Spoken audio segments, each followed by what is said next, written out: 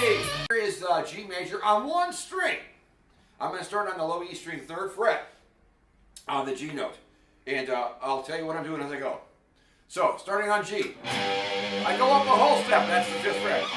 That's A. Now I need another whole step from A, that's going to give me B. That's the 7th fret. Now I need a half step from B, which is the 7th fret. I'm going to go up one fret to C. That's the 8th fret. Now I'm going to go from C up a whole step, that's 2 frets. That's D, 10th fret. Then from D at the 10th fret, I'm going to go up another whole step, that gives me E, 12th fret.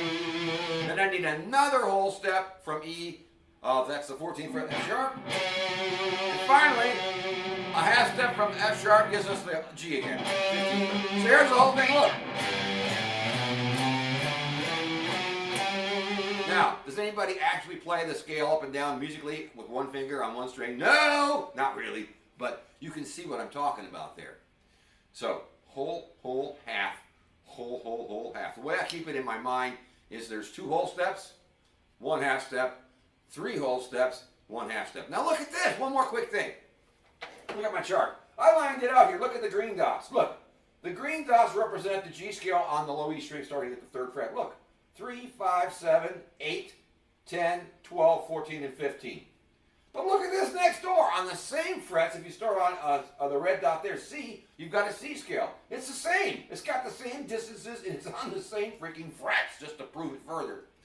And then I did it again over here. The blue dots represent the same major scale idea, but this time we're starting on F, so we've got an F scale. And look, the frets are exactly the same, even though the notes are different.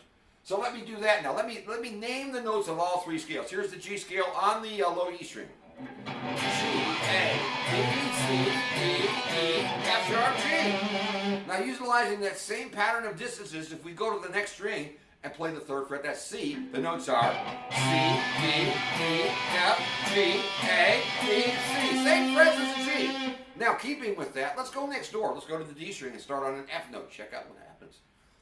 So what's in the driver's seat here is the distances. The formula of the scale determines what the notes are. So check it out. Same frets again. Here are the notes for an F scale. F, G, A, E flat, C, D, E, F. Whoa! So that's where all this sharp and flat business comes from in major keys anyway.